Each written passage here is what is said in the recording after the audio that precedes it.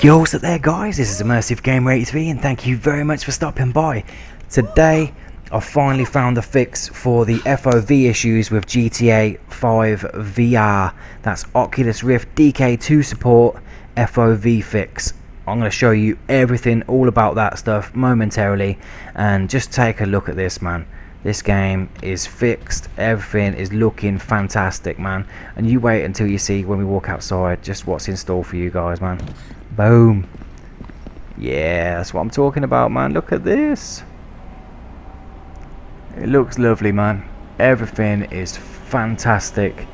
Oh man, and I didn't think this fix would be coming so soon, to be honest. We are lucky people to be experiencing such awesomeness. I thought I had a problem with the frames earlier, but the frames, when I'm not recording especially, goes up to a massive high amount. In fact, when I disable VSync, I start getting screen tearing because I'm getting so many frames per second. The main problem occurred when you use a 360 pad. Although I'm using the 360 pad to walk around now, I'm actually using the mouse to actually move the I'm actually using the mouse to move the view now, and it's nice and smoothish. But when I use the right stick, it actually goes all jittery and jumpy like that. There's a problem at the moment. See how it's jittery and jumpy like that? The problem, and now with the mouse back and lovely and smooth again, and with normal head tracking it's smooth.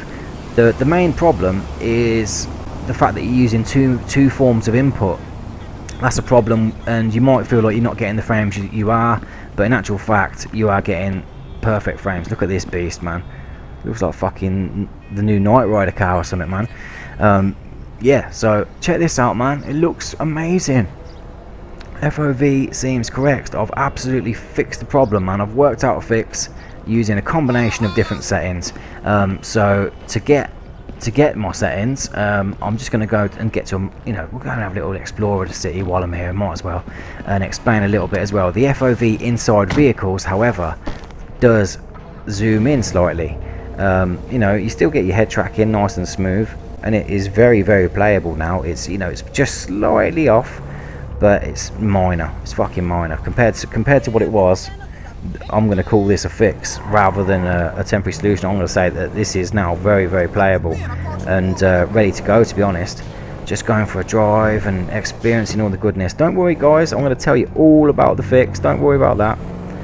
And I'll go through my settings. I'm just going to find somewhere just to show you the beauty, and just so we can get something to compare the FOV scale, you know. So as we say, inside the vehicle is just slightly off. Yeah, look. We'll have a group of people over here and some shops and shit. I'm going to park here. Hopefully we get some traffic building up because of my car. And yeah, I'm just going to go and have a look at these people, man. Oh, taxi nearly squashed me. Look at this, eh? It looks fucking amazing. Look at the state of this. Ain't my first rodeo. It's crazy. He looks fucked. Stoned. So yeah, let's find somewhere. So nice little lampposts. Sort of nice, sort of long, sort of street down there. Vehicles. My ankle's bigger than your neck. You know it. Yeah, man. So everything looks absolutely perfect. Let me go in onto the fix then. We'll go over, check out some nice little sort of bit of greenery over here. Maybe we'll have a look at this. That's my last time for giving a fuck off. Right, okay, so let's go and have a look then, man. When you press the delete button, brings up your Vorpx menu. You are going to need to download another program as well as my settings, but I'll give you my settings as a guidance, and also I'll give you a link in the description to download the program you need to fix this. Okay, so first of all, on the settings page, you go to main, and you need to activate Vorpx. So activate Vorpx needs to be on. I'm just going to press escape because it's, the mouse movement's a motherfucker. Right, okay, so activate Vorpx on. Display mode Rift. Virtual cinema mode is obviously going to be off. 3D reconstruction is Z normal.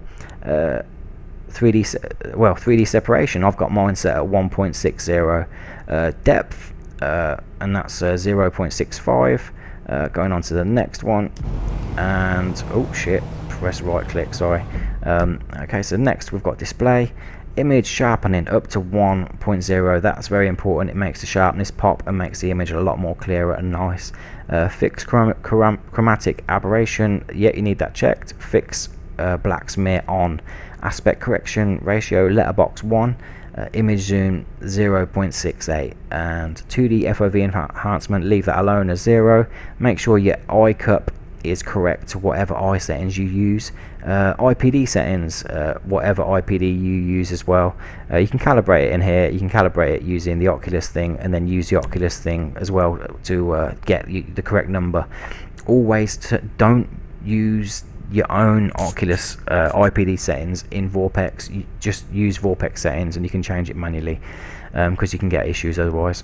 So to head tracking, I didn't really mess with head tracking. I did that all in game.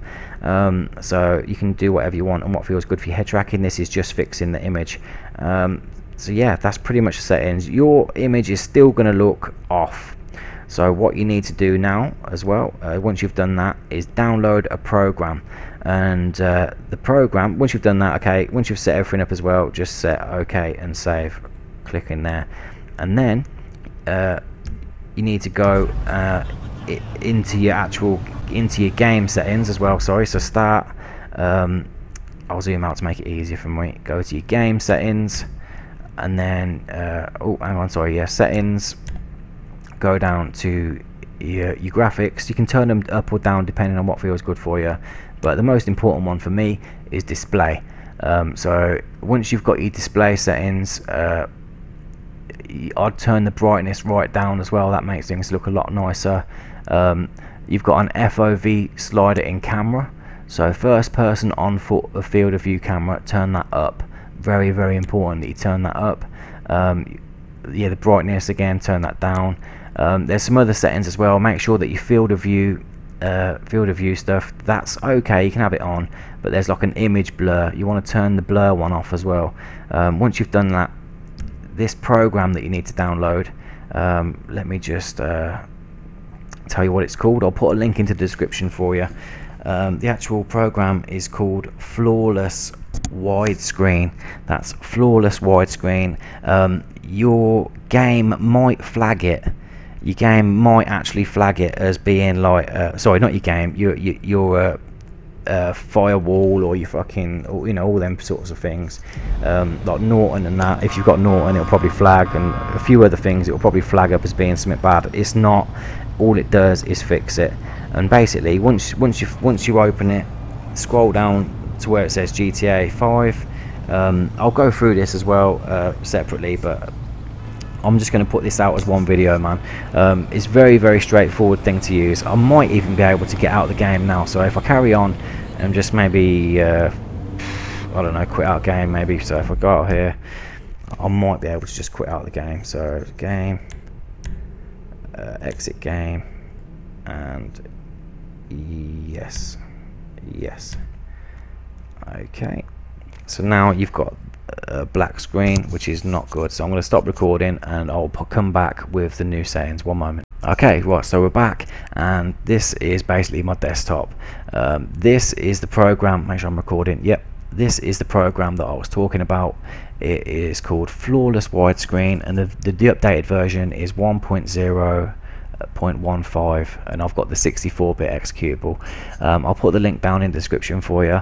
Basically, there's a list of games, and you won't have any of these tabs on it at the start.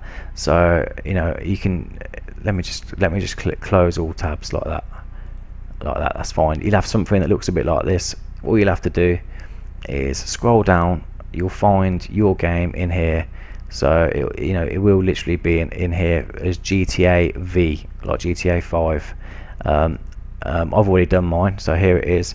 And then once you click on it, it will load, going beep beep beep beep beep. Once it's done, it will load up like this. All you need to do is acknowledge this little bit here. Acknowledge and ignore. This game may have anti-cheat protection, and the safety of this fix is unknown. Please tread with caution using any fixes online. So basically, use it online at your own risk, guys. I probably will do, to be honest, you know, because if I can't use it, there's no point, because I probably won't play it without VR anyway. So yeah, man, make sure that you have that fix enabled, letterbox fix as well, bang, and just leave it open the whole time. So when you're setting up your game ready to go for Vorpx, just drag it down here out of the way, and then you can get to you know, you can make sure you've got your Vorpx started. So like, start your Vorpx next, that's fine. And then you know, you just go into your Steam and boot your game. Also, what I will say is I find it easier in game to actually put it in borderless windowed mode and set it to the second monitor, and it'll pick the Rift up as a second monitor. So there we go, guys. There's your complete guide and fix to sorting out everything for the FOV for GTA 5. You are now set to go and tear shit up in Los Santos. If you enjoyed this, I really appreciate it. If you liked it, smash the like, you know, comment, subscribe if you enjoyed it and you want to see some more great VR tutorials and content. That's Immersive Gamer 83 out. Thanks for watching. Take care.